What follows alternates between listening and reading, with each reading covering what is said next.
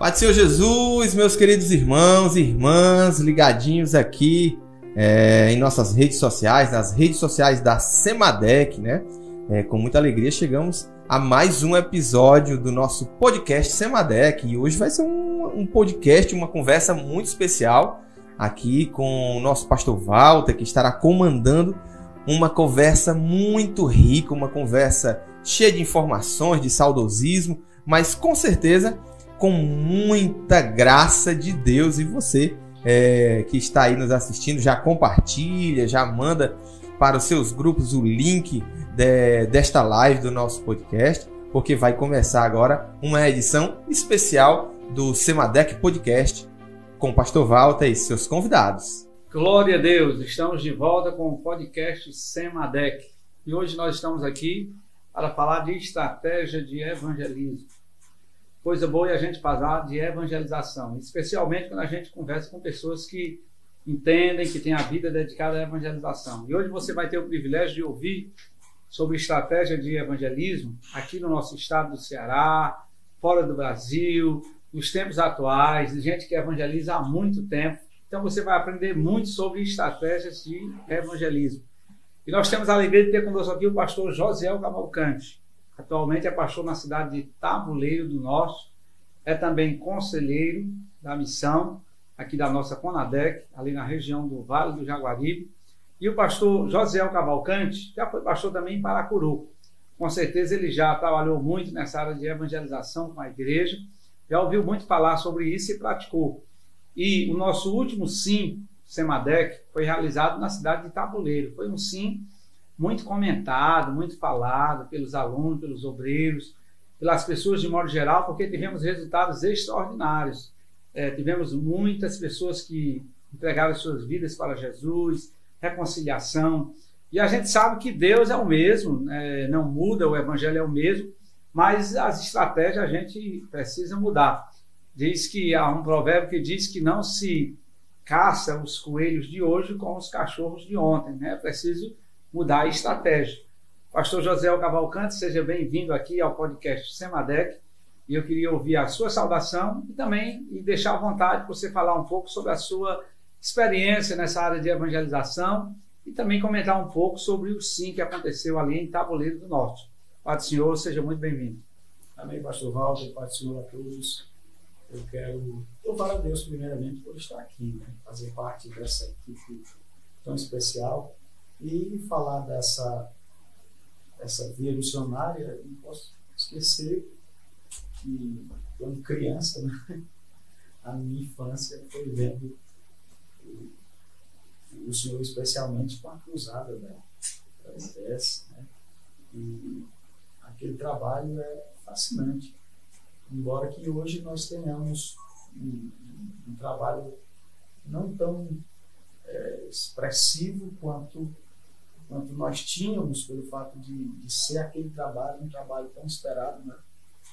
E que motivou as nossas igrejas e fez com que muitos interiores tivessem essa expectativa.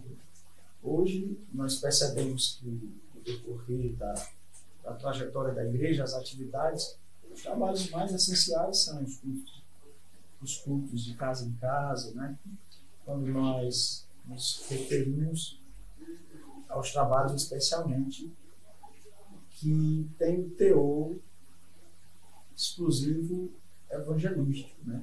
A gente sai para fazer a obra de Deus fora, né? E nesse tempo nós temos vivenciado esses momentos, os momentos mais gostosos do evangelho é quando você está falando as bases elementares do cristianismo, do evangelho, e falar de Jesus em cultos, né, com essa digamos assim, prioridade da igreja. Então é muito importante. Nós sentimos esse elevo espiritual quando estamos fazendo isso. E também, para nossa alegria, não somente o que nos motivou, eu sou pastor dessa nova geração, né? Uma nova geração que tem e deve ter novas estratégias, e dentre elas está o Sim Samadec, uma visão extraordinária para esse momento da igreja, um despertamento, uma retomada, né? Uma retomada de atividade na igreja, que ela vem alcançando muitos jovens e incutindo na mente dos nossos jovens, especialmente o trabalho que é feito na obra da evangelização.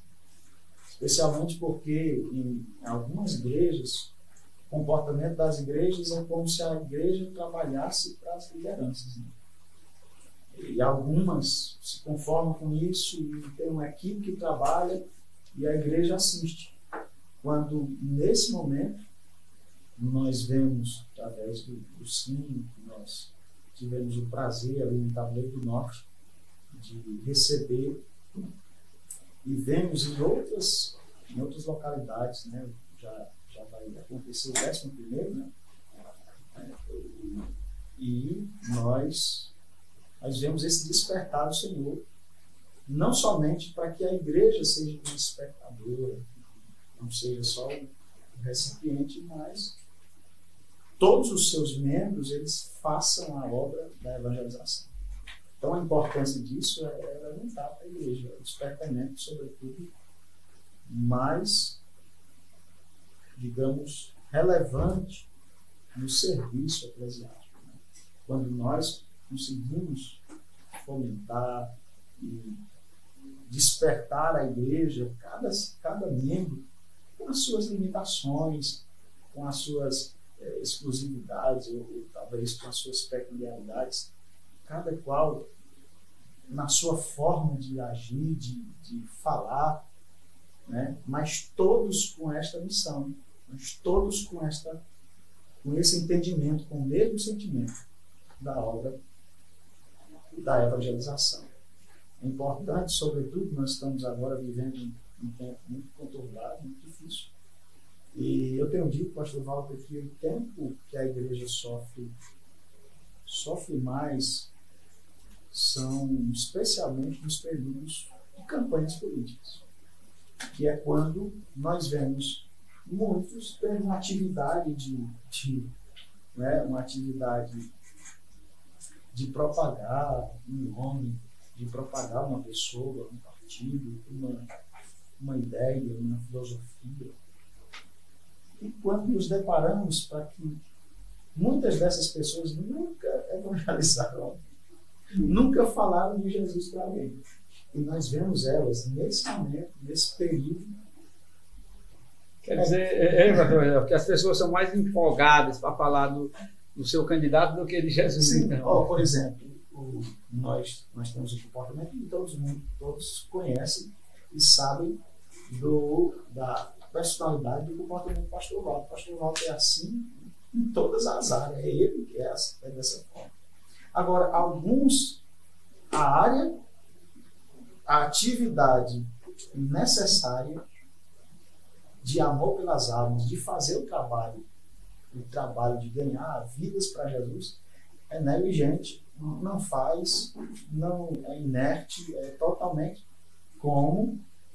e na política é atuante, é uma pessoa que vai, que chega, que conversa, que vai de casa em casa e não tem essa mesma predisposição na hora de falar de Jesus. Então isso é muito difícil e também é um momento muito importante para que a gente recupere ou fale disso. Por exemplo, acabou, agora é hora de até mesmo lançar em rosto, dizer assim: rapaz, eu queria que você falasse de Jesus igual você falou. Tivesse o mesmo ânimo, a mesma empolgação, a mesma motivação. Eu queria que você falasse de Jesus igual falou desse pessoal aí. Tanto de um lado como do outro. Nós não estamos aqui fazendo apologia em um dos lados. Mas o comportamento que é necessário, que a gente tenha essa ousadia, essa entrega, essa intensidade para a obra da evangelização. O senhor comentou a questão ali também para a Lua, nossa primeiro campo, recebemos ali meu pai, o pastor Tarcísio, e nós implementamos essa visão, né? Eu, muito jovem, 22 anos, assumi a igreja, e aí fomos e muitos dizem, pai, não consegue acompanhar o ritmo do pastor. Mas, na verdade, esse ritmo, ele deve acontecer para que, pelo menos, sobre, né, que outros acompanhem e deixem um legado nessa obra que é acrescente, né, prioritária na nossa vida. E eu louvo a Deus por isso, pastor, pelo fato de faz parte do processo, né, e para a glória de Deus. Eu digo sempre, pastor José, que evangelizar é um estilo de vida. A pessoa que escolheu fazer isso, não sei se a palavra mais adequada é essa, mas ele faz em qualquer lugar, em todo tempo, né? E aí, é claro que tudo que você faz na vida, constantemente, você vai se aprimorando, né? E o que a gente vê, essa necessidade dentro dessa questão da evangelização, é da gente realmente passar por esse processo de fazer constantemente, né? Independente de onde esteja, porque alguns dizem assim, eu vou me casar, outros dizem, eu vou fazer faculdade, meu menino nasceu, eu estou montando uma empresa, e esses nunca vão fazer nada. Mas você começa e ao mesmo tempo que a vida vai, você vai evangelizando, porque faz parte, é um estilo de vida, onde você vai, você evangeliza. E aí também você vai, é claro, vendo as coisas e entendendo que muda. Eu me lembro que aqui tinha uma campanha que dizia Jesus é a solução. Aí tinha uma pessoa que dizia assim, bom, que Jesus é a solução, isso aí eu já sei. Agora o que a gente precisa entender é o que é que as pessoas estão precisando, o que é que as pessoas estão perguntando. E eu acho que a estratégia é essa, porque a Bíblia diz que a fé vem pelo ouvir a palavra de Deus. Mas hoje, se nós aqui vamos falar da Bíblia, muita gente não quer nem ouvir, não quer nem saber de Bíblia. Então a nossa estratégia é chamar a atenção deles de tal maneira que eles ouçam, porque se eles ouvirem o Evangelho, eu acredito assim, o milagre vai acontecer porque a semente é boa. E aí eu acho que você, como pastor de cidade, né, está numa cidade, ali no dia a dia com a igreja, você percebe, né? E aí eu lhe faço essa pergunta, como essa questão dos jovens, os jovens estão aceitando Jesus, os adolescentes, ou são só os filhos de crente que vão continuando na igreja, as pessoas de idade, como é que se dá esse processo na igreja? Pastor Walter, nós chegamos ali em Tabuleiro do Norte e fizemos algumas alterações, mudanças. E aqui que a gente cobrou especialmente para os jovens uma nova liderança de uma diretoria, e o coordenador da juventude perguntou, pastor, qual a sua visão, o que o senhor pretende para que nós possamos desenvolver ao longo desse ano? Ele disse, olha, o que é mais importante é o trabalho, é manter os jovens ocupados na obra de Deus, obviamente, na leitura da palavra, na oração, nos cultos e, especialmente, eles sendo desenvolvidos para a pregação, né? Desenvolvidos nessa área. Enquanto nós vemos alguns momentos, e eles são importantes também, mas nós vemos alguns trabalhos estagnados por fazerem ou fomentarem assuntos da atualidade. Nós vamos trabalhar com jovens, vamos trabalhar sobre esse assunto, vamos debater aquele, vamos nos especializar neste ou naquilo, enquanto que o essencial ele foi amortecido. O essencial ele se tornou como feijão com arroz, né? Quando você está aqui rodeado, vai para um restaurante, geralmente é assim, não, isso aqui eu como em casa, né? Você vai comer as outras comidas diferentes. E nessa modalidade da igreja, muitas vezes esse feijão com arroz é o que sustenta a gente, da saúde, da vitalidade. E aquela comida de fora, aquelas coisas triviais, elas são importantes, mas não essenciais. E é justamente esse ponto. Quando o jovem está comprometido com as bases elementares, né, do Evangelho, né, de pregar, de viver, de atuar, de estar ocupado, canalizar suas emoções, não é, como disse, debatendo os assuntos e tentando entender coisas que dá um nó na cabeça da gente, né? sou até formado nessa área, sociólogo, né? E especificamente sabe muito bem quanto é complicado você entrar nessa área, e muitas pessoas, ao invés de ajudar, você acaba dando um nó na cabeça e atrapalhando tudo. Nem todo mundo tem a cabeça inteligente, a mente aberta para alguns assuntos, e não misturarem as coisas, não envolverem suas emoções. E é justamente esse ponto. Quando você envolve suas emoções no reino de Deus, na prontidão para ganhar almas para o reino de Deus, esse evangelho fundamental, ele marca a sua vida, ele faz com que nós sejamos constantemente avivados e cheios do Espírito Santo. Muito bem, conversamos aqui com o pastor Josiel Cavalcante, pastor na cidade de Tabuleiro do Norte, também parte aqui do nosso Conselho de Missões, ali na região do Vale do Jaguari. E nós temos aqui, vizinho ao pastor Josiel, nosso amigo Marcos Soares. O Marquinho já evangelizou no Piauí, aqui no Ceará, mas eu quero falar sobre a evangelização na África. O Marquinho ficou 10 anos na Guiné-Bissau, e eu quero perguntar ao Marquinho que estratégia de evangelização, de evangelismo, ele usou para chegar até os guineenses, né? Claro que a gente sabe que outra nação tem as questões da cultura, tinha um problema também com a língua, mas eu queria saber então como é que o Marquinhos faz para chegar, vai para a Guiné, e aí como é que começa a evangelizar outra cultura, lugares onde não tinha crente. Eu acho que é muito mais desafiador. Pai do Senhor, pastor Walter, Pai do Senhor, pastor Elisa Júnior, todos os amados irmãos que estão aí nos assistindo. Na realidade, é um grande desafio. Tem essa questão da cultura, o costume e a língua, né? Chega em uma nação onde as pessoas falam uma outra língua, uma outra cultura, um outro costume.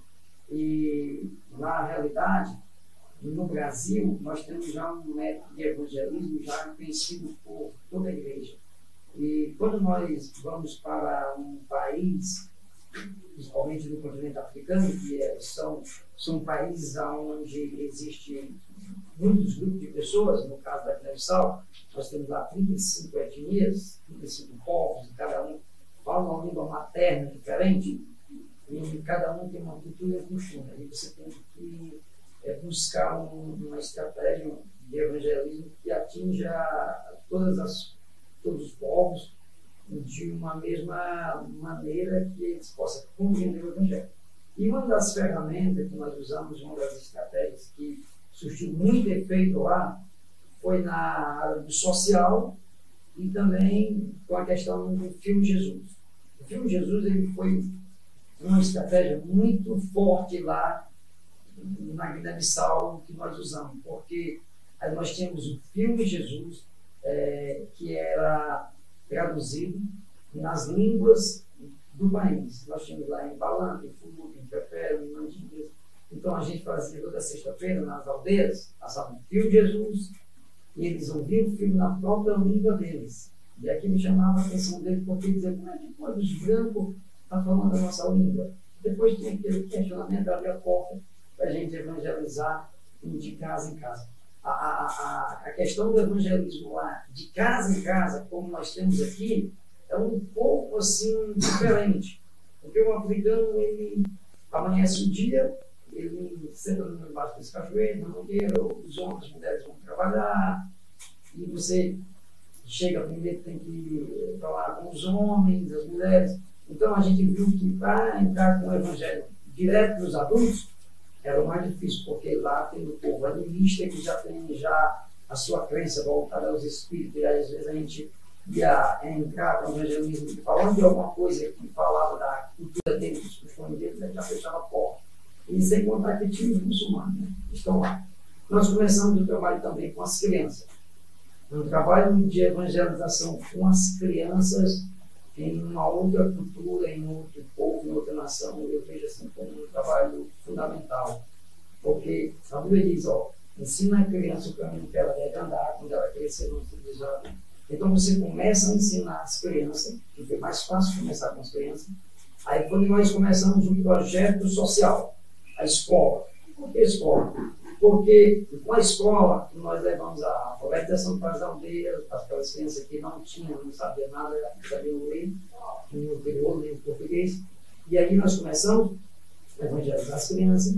As crianças indo para o evangelismo, os pais vendo que a gente estava tratando bem as suas crianças, dando algumas roupas quando a gente podia, e dando alguma alimentação, os pais começaram a se sentir atraídos. Então, não é que a gente usando as crianças como isso, mas é porque os pais viram que a gente estava fazendo um trabalho, que estava sendo bom com as crianças. As crianças cantando, louvando a Deus, as crianças orando, e as crianças foram pedindo algo novo. Então, os pais começaram a se chegar. Aí começou a haver convenção de jovens e adultos. Começamos também um projeto de alfabetização com as mulheres. O pastor Walter esteve lá e viu. Não foi fácil evangelizar as mulheres, porque elas vivem, pastor, o dia todo no mato. Quando elas vêm para casa, elas vêm só para descansar e comer. Mas a gente usou uma estratégia de evangelizar elas à noite, na escola. Muitas mulheres aceitavam Jesus, o pastor chegou a batizar lá, e também o trabalho com a evangelização dos jovens, nós usamos através do esporte. Nós criamos lá o projeto de esporte, não que a gente fosse ensinar eles a jogar futebol, mas foi uma ferramenta que nós usamos, como uma estratégia que nós usamos para atrair os jovens. Porque no meio daqueles jovens, ali nós tínhamos jovens animistas e nós tínhamos também jovens muçulmanos, entre muçulmanos. E nós tínhamos jovens de várias tribos. E através da língua do crioulo, nós evangelizamos aqueles jovens, eles ouviam a palavra, eles participavam dos momentos de louvor, de adoração, e muitos jovens aceitaram Jesus como Salvador. E o que fica aqui claro para nós é que você utilizou várias estratégias, né, para pregar o mesmo evangelho. Exatamente. Mas chegar em vários grupos. Claro, as estratégias aí de acordo com os graus de dificuldade, né? Você já tinha aí a língua, a cultura, a própria religião deles também, que é a religião mais fechada, né? Que não é aberta. E, obviamente, aqui no Brasil a gente usava muito de entregar um folheto, fazer cruzada na rua e tal. A gente já fala com o pastor Aldair sobre isso. Mas aqui, as pessoas já conheciam muito sobre Jesus, sobre Bíblia, sobre o Evangelho. Ao contrário, lá você tem que começar do zero, né? E aí você tem que ter essa estratégia de aproximação para poder ter essas pessoas tempo suficiente para ensinar o Evangelho. Ok, meu amigo Marquinho, para a gente encerrar, me diga uma coisa. Se você tivesse que dizer assim para nós, nessa questão da firmeza dessas pessoas no Evangelho, o que é mais eficiente, você acha? Plantação de igreja? Porque aí nesse lugar onde as pessoas têm tão pouco apoio, né? Porque você aceita Jesus, confessa Jesus, mas você precisa passar por aquele processo de conhecimento também, né? Conhecer, se firmar. E aí vocês trabalharam essa questão também? É assim, o discipulado lá no povo africano, principalmente em Guiné-Bissau, era 1 ano de discipulado. A gente discipulado, né? Tinha uma provazinha, o discipulado foi essencial. Porque as pessoas vêm de uma religião que vem do antepassado, e se elas não tiverem um bom discipulamento, não for bem discipulado, é difícil delas se firmar, porque é uma nova religião que eles vão estar crescendo, né? E até a dificuldade, porque muitas pessoas não sabem ler. Pelo fato de elas não saberem ler, aí a gente tem que se gastar mais no nosso tempo, não gastar. Tem que ganhar mais tempo com eles, discipulando. Então, a gente passava lá, nosso discipulado lá, 3, 4 horas, discipulando na casa e também na igreja. Fundamental o discipulado. O discipulamento lá tem que ser forte mesmo, para que a gente possa permanecer. Muito bem, meu amigo Marquinhos. Vamos então conversar agora com o pastor Aldezírio Júnior. O pastor Aldezírio Júnior tem mais de 30 anos fazendo cruzada, evangelização. Já vi muitas vezes pregando aí nas cruzadas. E tem lugar que aceita Jesus muita gente, tem lugar que é pouco. Como é que é esse negócio, pastor Aldezírio? Pastor Valdo, pastor José, pastor Marcos, é um prazer estar com vocês falando sobre isso. O evangelismo sempre foi uma coisa que me fascinou, me apaixonou, desde o início da minha fé, né? E a gente, na década de 80, quando eu aceitei Jesus, em 84, a gente foi muito influenciado, pastor, pelos americanos, né? Os pregadores de cruzada, os cruzadeiros, Bernardo Johnson e Morris Cerulo, os dois principais, né, que pelo menos na minha vida, no meu ministério, naquilo que eu senti vontade de fazer, foram os que mais me influenciaram. E no início a gente trabalhava essa questão das equipes de evangelismo, a gente ia evangelizando, né, em equipe, fazendo as cruzadas, e como o senhor falou, né, em alguns lugares que a gente chegava, a gente era bem recebido, em alguns lugares havia aquela desconfiança ainda, mas no início, né, pelo menos das minhas atividades evangelísticas, o que para mim foi de fundamental importância nos resultados foi essa influência dos pregadores evangelísticos, dos pregadores norte-americanos, nesse estilo de evangelismo que era a cruzada, né? Ou seja, você montava uma equipe, eu me lembro, o pastor Bernardo Johnson, ele montava uma equipe, ele escolhia, né, pessoas de várias áreas, da área do ensino, da área do louvor, alguém que gostava de orar, então ele criava uma equipe, né, para dar o suporte à evangelização, né? Então ele tinha no Brasil os melhores, né? Eu cheguei a assistir várias vezes, né, cruzadas com o Bernardo Johnson, e ele sempre trazia os melhores, né? O cantor do Bernardo Johnson era Vitorino Silva, né? Aí ele tinha uma semana ministrando dentro daquela igreja onde ele ia fazer a cruzada, onde ia haver a cruzada. E a gente seguiu essa estratégia, claro, com as nossas limitações, né? O tecladista do Bernardo Johnson era Israel Passos. Era o Passos, né? Israel Passos. Que era do Paraná, ele era um cara. Então a gente usava também o que a gente podia usar, né? Usava o músico da igreja, às vezes que não tinha tanta qualificação musical, mas eram pessoas dedicadas também. E a gente começou a trabalhar assim, orando, a música, a questão da palavra sendo ensinada na igreja, para depois então a gente chegar e apresentar para a cidade o Evangelho, apresentar Jesus. Ou seja, a gente tentava primeiro fazer com que a igreja local entrasse no clima daquilo, no ritmo daquilo, se envolvesse com aquilo, né? E aí houve muitos resultados. A gente viu muita coisa acontecer. Uma coisa também que esses pregadores americanos passaram para nós, né? Porque era uma época de quem? De Francisco Chagas, né? Com a cruzada Betel, Antônio Ferreira Filho com a paz de Jesus Cristo, o próprio pastor Jacé Góes, né? O próprio Henrique Jorge, foi o pessoal que foi influenciado nessa época. E a gente, então, percebia também que uma coisa que publicitava muito o que nós fazíamos eram os sinais, né? Os milagres, né? Então, as nossas evangelizações, elas primavam em ter milagres, né? Inclusive, isso, de certa forma, também é faca de dois gumes, né? Porque acaba também gente produzindo milagres que não aconteceram também, né? E acaba isso sendo uma coisa contra o próprio Evangelho, né?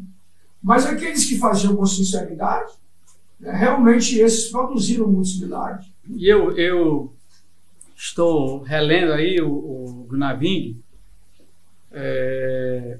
o Diário do Pioneiro, né? E sim, o Gunaving, ele cita muito e fala muito nos cultos que ele vai, essa questão de cura de milagre. E aí, todas as vezes que tem uma cura, um milagre, ele diz que o outro culto tinha mais gente, na outra reunião tinha mais gente, o povo vinha e aceitava Jesus, né?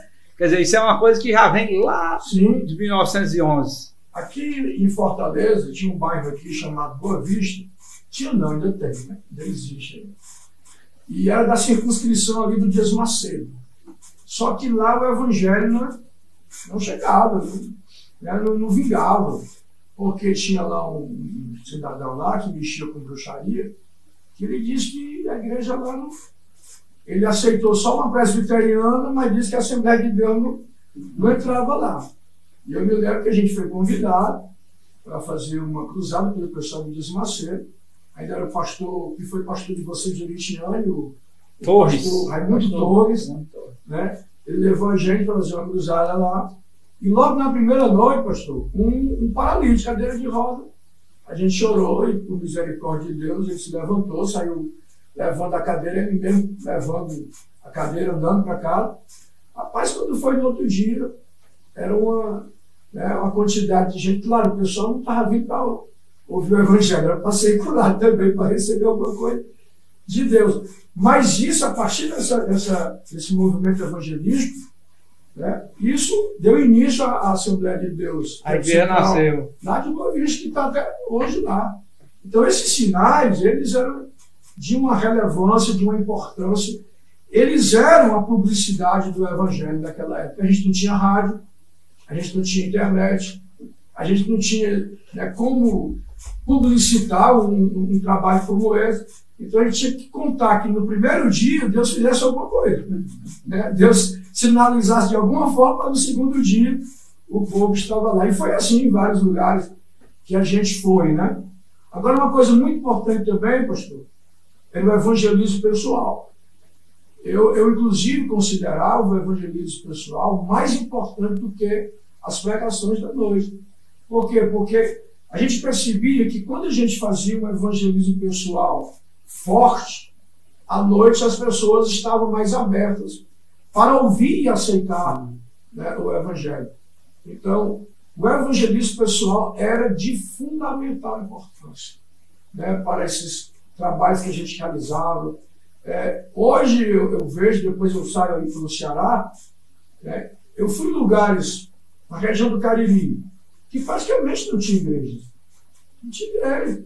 Era um pastor ali, né, coitado, sofrendo, né, precisando às vezes estar indo em outras igrejas pegar uma ofertazinha para escapar, né, fazendo alguma coisinha, dirigindo algum cultozinho. E hoje são igrejas grandes. E essas igrejas foram beneficiadas, esses municípios, né, essas cidades, esses distritos foram beneficiados por esse tipo de trabalho. Evangelismo pessoal com os cultos de cruzada à noite, né? Então eu vejo que essa estratégia foi muito importante, né? Eu vivi esse momento e posso dizer que me lembro dele com certo saudosismo, pastor Josiel. Pastor Josiel, inclusive, eu me lembro que a gente fez uma cruzada lá em Jaguaruana, quando o pai do pastor Josiel era pastor de lá, né, o pastor Tarcísio, né? E era assim que a coisa, né, acontecia. A igreja não tinha, por exemplo, o poder de trazer um cantor, de fazer um movimento grande. Aí juntava ali 5, 7 abnegados irmãos, que também influenciavam mais uns 10 que gostavam de orar e evangelizar. A gente ia passar um fim de semana no Jaguaruana, no Itaiçaba, no Paracuru, no Juritiane, e os resultados eram extremamente positivos, né? E eu penso, né, e me lembro disso com um certo saudosismo. Sei que o tempo é outro, a estratégia, querendo ou não, ela tem que ir mudando, né? Não sei se eu posso até me adiantar, né? Porque eu fui convidado para o pastor para falar sobre essa estratégia do passado. Mas hoje eu vejo que a estratégia ela mudou muito, né? Essa estratégia do passado ela já não impacta mais, porque as pessoas já chegavam no interior, pastor, com um sonzinho qualquer, aquele sonzinho quando começava a trovar todo mundo. Rapaz, tem um negócio ali, vamos ver o que é. É uma novidade. É uma novidade. Isso não é mais novidade em canto nenhum, né? Mas eu vejo que hoje a estratégia passa principalmente por uma pregação silenciosa. Eu acho que a coisa é mais pela vida da gente. E as redes sociais, né? Isso, a rede social e a vida da gente. Eu acho que é uma coisa que a gente está muito... ainda está muito aquém de acompanhar a evolução das redes sociais, porque eu acho que tudo hoje está acontecendo nas redes sociais. Sim, sim. E a gente tem que descobrir o meio de chegar às pessoas através das redes sociais. Claro que não vamos abandonar os antigos, tem que continuar fazendo cruzada, evangelismo, mas agregar novas estratégias. E acrescentando só o que eu já falei até agora, né? Uma outra coisa também importante demais, pastor, é a oração. O que foi muito importante nesse momento, eu até dizia outro dia pregando, né, que a gente, naquela época, a gente não tinha pizza depois do culto. Eu acho que foi lá em Beberibe que eu falei isso. Sexta-feira, a gente não tinha pizza depois do culto. Terminava o culto, era todo mundo procurando um canto para ir orar. Né? A gente não tinha o grupo de jovens batendo bola, era o grupo de jovens. Não estou questionando quem faz isso hoje. Mas o que a gente fazia para passar o tempo, naquele momento, era oração. O negócio da gente era orar, era buscar Deus. A gente viu o mar quando subia ali no monte ali da Sabiaguá para orar, né? É quando a gente viu o mar, né? Então a gente estava muito envolvido com essa coisa da espiritualidade. Claro, isso também influenciou muito a nossa evangelização. Porque há uma máxima que diz... Porque esse evangelizar tem que ser com oração, porque eu evangelizava aqui na Sargento Hermínio com um irmão chamado Carlos, ali do Padre Andrade. Faz muito tempo que eu me congreguei no Padre Andrade, em 86, 87. Aí de tarde a gente saía, eu mais ele, assim, de tarde, tipo 2 horas, subia ali na Sargento Hermínio, ali na altura do Padre Andrade, subindo aqui no rumo do presidente Kennedy, evangelizando. E aí já estava com um dia que a gente ia no Garninha para Jesus, né? Ele mais experiente, mais velho do que eu, disse assim: irmão Val, nós precisamos orar antes de vir. Não está dando certo, ninguém está aceitando Jesus, estamos só pregando. Aí, rapaz, nós tiramos um dia de oração, depois nós fomos. Rapaz, numa tarde aceitou Jesus 12 pessoas, nós ficamos até besta, né? Ele olhava assim para mim, assim, foi que houve. Oração. Então, tem que ter estratégia, mas a oração é uma permanente. É aquela máxima, né? Quando há muita oração, há muito poder. Pouca oração, pouco poder. Nenhuma oração, nenhum poder, né? Se Eu diz acredito que o ponto principal, pastor, nós vemos agora, é importante, a oração define realmente quem nós somos, né? E como nós obedecemos a palavra. Os efeitos da cruzada nessa sua época, que a gente lembra com muita saudade realmente, é pelo fato de existir um comportamento da igreja. Isso. E ali, quando você está ouvindo o discurso, a cabeça do ouvinte está passando um filme, né? E está contestando, está fazendo um comparativo. Isso que esse pastor está falando, esses aí não fazem não. Isso que esse pastor está pregando não é verdade, né? Por exemplo, hoje, nessa era digital, tantas pessoas que pregam o evangelho de forma leviana, de forma apenas materialista, querendo até enriquecer por conta disso. E nós que fazemos um trabalho que é autêntico, é a nossa vida, é a nossa existência, como eu citei aqui, pastor, de pessoas que olham para nós e questionam de alguma forma o fato de termos alguma posição ou de estarmos em algum determinado lugar, mas não sabem o comprometimento que nós temos há muito tempo, né? Porque as pessoas às vezes não têm a capacidade, né, a experiência suficiente para entender a vida, né? Por exemplo, essa questão da evangelização, para mim, foi uma permanente. Eu comecei a evangelizar adolescente. Lá na minha Juritiana, eu comprava 2 folhetinhos e eu distribuía sem ser com um grupo de igreja, sozinho. Eu ia para a entrada da cidade. Com meu tio, que faleceu, nome de referência, eu andei muito de bicicleta com ele, evangelizando de casa em casa. Naquele tempo, muitas vezes não tinha nem um folheto, porque a igreja era muito necessitada. Mas nós saíamos de casa em casa, nos interior, às vezes andando 10 quilômetros, às vezes mais, quando não era de pé, né? Então a gente veio, quando eu cheguei aqui em Fortaleza, jovem, que eu vim aqui trabalhei 3 anos aqui nessa região do Marechal Rondon, eu estive há poucos tempos lá, poucos dias com o pastor Euclides, e eu disse, conversando lá com ele, nós fizemos ali 3 congressos em mocidade. Mas todos os anos, antes de fazer o congresso de mocidade, aquela área que vai ali do Congresso era a 4ª etapa, pegando o Marechal Rondon descendo, até a linha do trem, onde tem hoje ali aquela grande avenida da Jurema, descendo pelo Alaturi, nós evangelizávamos de casa em casa. E ali já tinha muita casa, mas era um grupo de jovens que ia todo dia. E nós fazia casa por casa sem deixar nenhuma. Eu me lembro que ali tinha um lugar muito pobre, que as casas acho que eram emendadas uma na outra. Naquele tempo era menos violento, né? Já tinha violência, mas muito pouco. Você ia de casa em casa evangelizando. Então você vem ao longo da vida, né? Uma coisa que você faz da noite pro dia, né? E muita gente não entende, né? Porque hoje muita gente vê na igreja cargo, posição, mas não se trata disso. Eu acho que a função na igreja, ela é naturalmente para aquelas pessoas que vêm trabalhando e que Deus chama, que a liderança vê, a igreja reconhece e assume aquela posição. E você está trabalhando numa coisa que lhe é absolutamente natural. Eu acho que isso aqui faz a diferença. Quando o senhor falou sobre a questão da violência, né? Eu acho que também uma coisa que mudou muito é que a nossa vida começou a ficar sendo muito preciosa. Quando Paulo foi orientado por aquele profeta, né, Ágabo, a não ir para Jerusalém, né, porque ele seria preso, maltratado e tudo.